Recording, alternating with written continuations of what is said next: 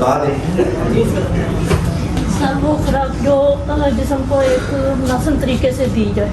जिस्म को मुनासिब तरीका, हम तो मुँह से लेते हैं ना। मतलब ये है कि जितनी हमारे जिस्म को खुराक चाहिए होती है, जितनी कैलोरीज चाहिए होती हैं वो मुहैया की जाए। मतवाज़न गज़ा वो है जिसमें वो जो जिस्म को 7-8 फैक्टर है वो पूरे हों, जैसे कैल्शियम, फैक्टर। और भी कोई आप बताएं। जब हमें ये नहीं पता कि हमारी खुराक क्या पूरी कैसे होती होगी, आपको पता है? थोड़ा सा मुस्कुराएं आप जी। प्रोटीन की जरूरत पड़ती है जी सर। अच्छी और कुदरती, तो हम सारा दिन अच्छी और कुदरती खाते हैं जी। बेसिकली जो मुतवाज़न है कि वो नेशनल डाइट होती है जिसमें कार्बोहाइड्रेट होता है, नेचुरल कार्बोहाइड्रेट होती है, lipid, protein, minerals. Good clapping करें इसके।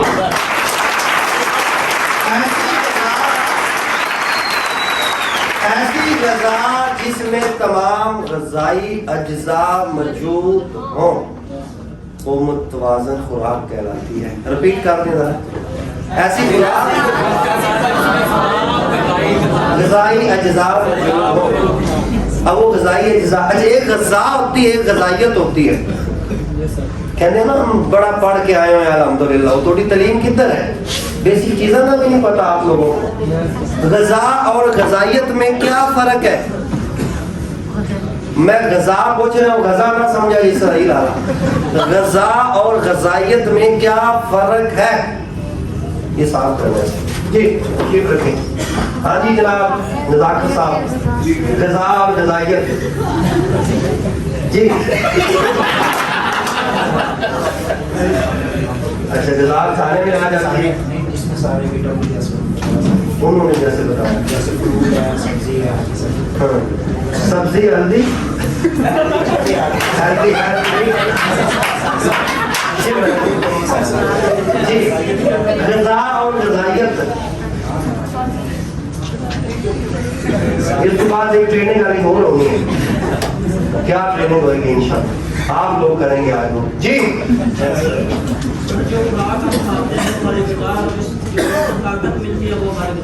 गुड, करीब करीब पहुंचे, इस बात से क्लैपिंग कर दो।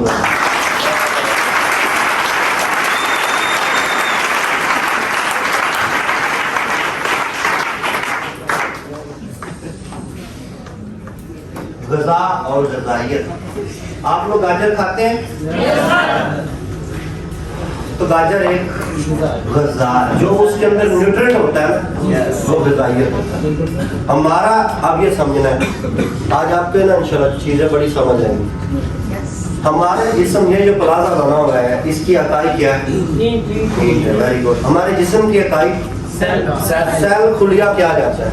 सेल ये है, बस इतना छोटा सा ये सेल होता है ये, और ये आम आँख से नजर नहीं आता। इस सेल को पहले देख लें, इस खुलिये को क्या चाहिए। चल पहले ये सुन लिख लें, खुलिये मिलके टिश्यू बनते हैं, खुलिये मिलके टिश्यू बनते हैं। जैसे ईंटें मिलके दीवारें बनती हैं, दीवारें मिलके कमरा बनता है, कमरे मिलके प्लाजा या होटल की बिल्डिंग पूरी बनती होती है। तो सेल्स मिलकर टिश्यू ये बनते हैं, टिश्यू मिलके ऑर्गन बना देने, ऑर्गन मिलके सिस्टम बना देने, सिस्टम मिलके बॉडी बनती है, पूरा जिस्म बनता है। कंसेप्ट समझ आ गया? रिपीट कर लो। सेल्स सेल मिलके टिश्यू पेपर नहीं टिश्यू होते हैं, टिश्यू मिलके ना क्या है, सेल्स मिलके टिश्यू पेपर बनाते हैं, टिश्यू इधर बॉडी में होती है, सेल्स मिलके टिश्यू, टिश्यू मिलके लिख लो जनाब, प्रोफेसर सब मतलब भूल जाता है। ठीक है, सेल्स मिलके टिश्यू मिलके ऑर्गन मिलके सिस्टम, सिस्टम जैसे सांस लेने का सिस्टम है, खाने को हजम करने का, ठीक है, पूरे नर्वस सिस्टम ਜਿਹੜਾ ਬਾਡੀ ਨੂੰ ਕੰਟਰੋਲ ਕਰਦਾ ਹੈ ਦਿਮਾਗੀ ਇਹਦਾ ਦੇ ਸਿਸਟਮ ਨੇ ਨਿਜ਼ਾਮ ਹੈ ਸਿਸਟਮ ਖੁਰਾਕ ਨੂੰ ਹਜ਼ਮ ਕਰਨ ਦਾ ਇਥੋਂ ਥੱਲੇ ਲੈ ਕੇ ਜਾਣ ਦਾ ਇੱਕ ਸਿਸਟਮ ਹੈ ठीक है जी और फिर ये आगे फैमिली बढ़ाने वाला निज़ाम तौलीद यानी बच्चा पैदा कितना होता है नस्ल कितना बढ़ती हो ये निज़ाम होता मुख्तलिफ निज़ाम मिल के इकट्ठे हो के फिर की बनना है सिस्टम बहुत ही बनती समझ आ गई एस सेल की जरी खुराक है की है एनर्जी और एलर्जी और हाँ इसकी जी खुराक है वो वाटर है पानी इसकी खुराक है प्रोटीन लिख लो ये 4 चीजें सेल वाटर प्रोटीन ऑक्सीजन और चौथा है न्यूट्रेंट वो ग़िज़ाइयत आप जब गोश्त खाते हैं आप जनाब बर्गर खाते हैं आप जनाब फ्रूट खाते हैं तो की खून में बोटियां शामिल हो जाती हैं उसको मैदा हजम करता है और एक और चीज नोट फरमा लेनी है खाने के बारे क्या जाता है कि खाने को चबा चबा के खाना है कुछ लोग खाने को निगलते नहीं नवाला डाला खिंच गए खींचना नहीं है तोड़ना है दांतों का काम मैदे से लेंगे तो आपका मैदा खराब मैदे का काम है खुराक को हजम करना ਤੁਸੀਂ मैदे ਨੂੰ ਕਹਿੰਦੇ ਹੋ खुराक ਨੂੰ ਤੋੜ ਵੀ ਫਿਰ ਹਜ਼ਮ ਹੀ ਕਰ ਤੋੜਨਾ दांतों ने दांतों का मकसद है कि खुराक को पीसना है तोड़ के छोटे छोटे चबा चबा के खा के यहाँ से लेके जाएंगे कई लोग निकलते हैं कि नहीं निकलना आपके मैदे फिर मैदे में क्यों दर्द होता है मेरा क्यों खराब होता है इसी वजह से जो आप दांतों वाला काम अपने मेरे से लेते हो तो चबा चबा के स्लो स्लो करके हम कॉलेज में पढ़ते थे तो हम ना चबा चबा के खाते होते थे एक दो दोस्त हमसे बड़ा तेज खा लेते थे वो एक हमारा साथी था कहता है ना वो बड़ा ही चबा चबा के खाता था वो दूसरे दो रोटियां खा लेते वो बेचारा आधी खाता था बाद में उसको रोटी नहीं मिलती थी उसने अपनी रोटियां अलग डाली कहता तुम अपनी रफ्तार से खाओ मैंने चबा चबा के खानी तो ऐसा भी होता है तो गुर्बत के दौर होते हैं तो इकट्ठे बैठे हो ना तो मुकाबले में रोटी खाई जाती है तो वो फिर बेचारे का ना उसका पुलिया खराब हो रहा है अब इस सेल को 4 चीजें चाहिए ऑक्सीजन अब जो वर्जिश नहीं करते मुझे बताएं ऑक्सीजन कहाँ से आएगी सोचें इसलिए सुबह की वर्जिश जरूरी है कि नहीं ये ऑक्सीजन चाहिए प्रोटीन चाहिए वाटर चाहिए न्यूट्रिएंट चाहिए और ये 6 चीजें हमारी खुराक है जो हम कहते हैं ना मुतवाज़न वो पहला है प्रोटीन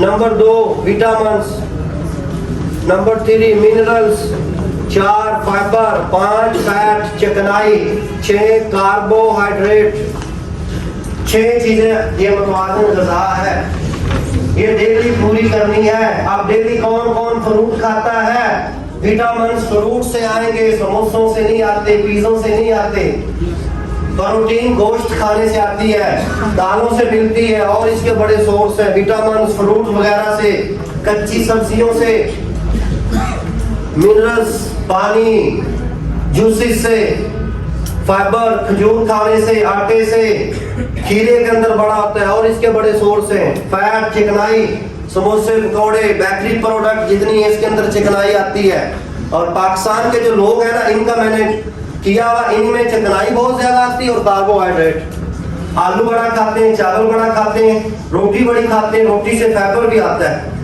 इनकी 2-3 चीजें ज्यादा है 2-3 चीजें कम है बैलेंस नहीं है अब आप पूछे बीमारी क्यों होती है बोलो जब ये इस सेल को ये 4 चीजें नहीं मिलती तो हम ये बोलते हैं कि जब हमने खाना खा लिया हमारे मैदे ने हजम किया छोटी बड़ी आंत ने मिलके हमने बाकी जो न्यूट्रिएंट थे वो हमारे खून में शामिल हो गए वो जूसी जो निकला और बाकी हमने वेस्ट कर दिया ये पहले वाले की चलेगी जो गाजर में जूस की मशीन में गाजर डालते हैं तो जूस निकल आता है, बाकी हम वेस्ट कर देते हैं। तो गाजर गज़ा थी और जो जूस है वो गज़ाइयत है। आगे समझ कि पहले वाली भी चली। अब ये 6 चीजें चाहिए, ये पूरी नहीं हो रही तो मुझे बताएं, आप सप्लीमेंट लेने, अब प्रोटीन नहीं पूरी तो क्या लेंगे? स्पारोटीन। विटामिन चाहिए वो आप लेंगे, कैल्शियम ले लेंगे, कमी है जिंक की कमी तो जिंक ले लेंगे।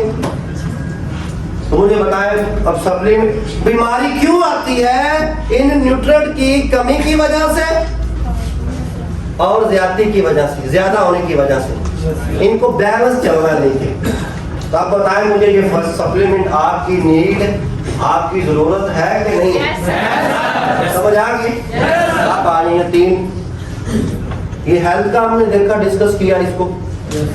अब हम इसकी तरफ आएंगे कि दौलत कैसे कमानी है, और फिर तीसरा विजडम, जो शौरी लेवल वो आपका स्ट्रॉन्ग होगा इंशाल्लाह। ओके, अब इस्लाम के कितने पिलर हैं? 5। बस 3 कौन से थे? 5 कौन से? तौहीद, नमाज,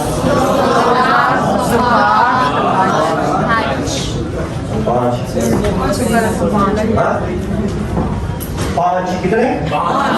पूरा इस्लाम इन 5 पिलरों पे खड़ा है। पिलर।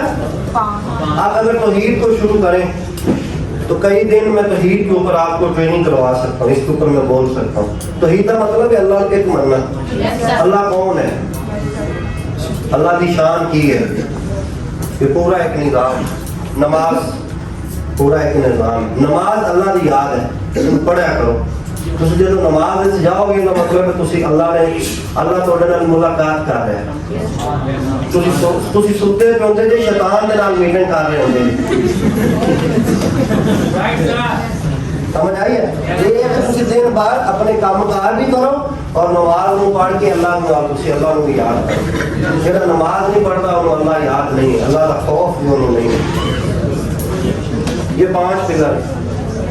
अब पैसे की बात कर रहा हूँ तो 7 पिलर हैं यहाँ, इसके पॉइंट्स, इनको आपने सीखना है। और आपसे सवाल करता हूँ, 1400 साल, 1450 साल कबल प्यारे आका सल्लल्लाहु अलैहि वसल्लम किसी को मुसलमान करते थे तो क्या पढ़ाते थे?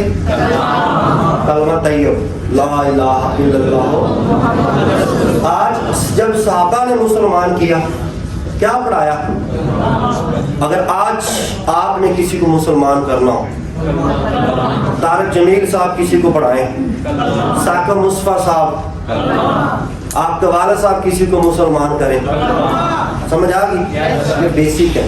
दुनिया जितनी मर्जी तरक्की कर ले, वजू का तरीका वही रहेगा। शादी आल पे आप हरम का भी खाना बना लो, निकाह का तरीका वही रहेगा। 2 गवाह लड़की की तरफ से, 2 लड़के की तरफ से, वो निकाह का तरीका वही रहेगा।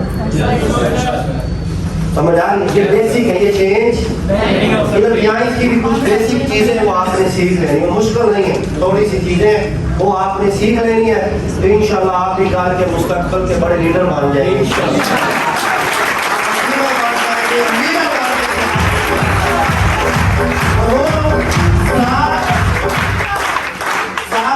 क्या है? नंबर 1 लिखते हैं ख्वाब। ख्वाब, ड्रीम, ख्वाब। इंसान और जानवर में 2 फर्क है, ख्वाब का और इंसान। जो जानवर है ये भी रोटी खाते हैं, खुराक खाते हैं, बच्चे पैदा करते हैं। इनमें फर्क क्या है? इंसान और जानवर में 2। पहला ये है कि इनके ख्वाब होते हैं, इंसानों के, जानवरों के ख्वाब होते हैं। अगर इंसान के भी ख्वाब ना हो तो ये भी जानवर है। दूसरा, इनमें शऊर ना हो तो, शऊर, विजडम, अकल जानवरों को। और ये देखिए, कुत्ते को रोटी डाले ना तो उसको पता है कि उसका मालिक कौन है। तो इंसान और जानवर में कितने फर्क? पहला क्या और दूसरा। और शायर कहता है कि उस शख्स को कैसे जिंदों में तस्वर करूं जो ख्वाब देखता भी नहीं और सोचता भी नहीं। और ख्वाब का गहरा पुराने बात से आपको मिलेगा कि हजरत यूसुफ अलैहिस्सलाम क्या देखते हैं। क्या?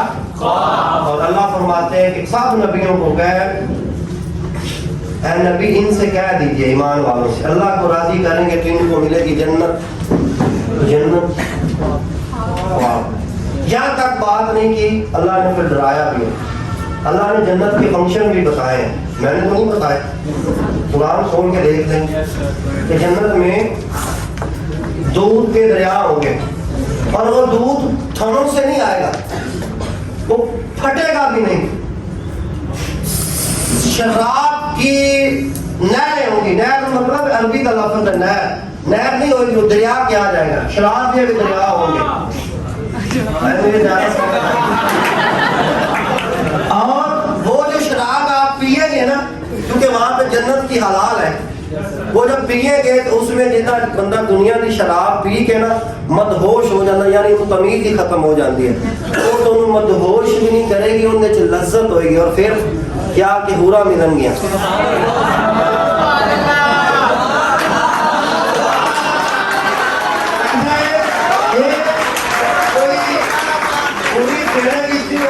ज्यादा समझ आई, पर शर्त है ईमान वालों के लिए, जेड़े तो काम ने मैनू नहीं लगता दूर दूर तक तुम बुरा दे नेड़े नेड़े भी लग जाओ।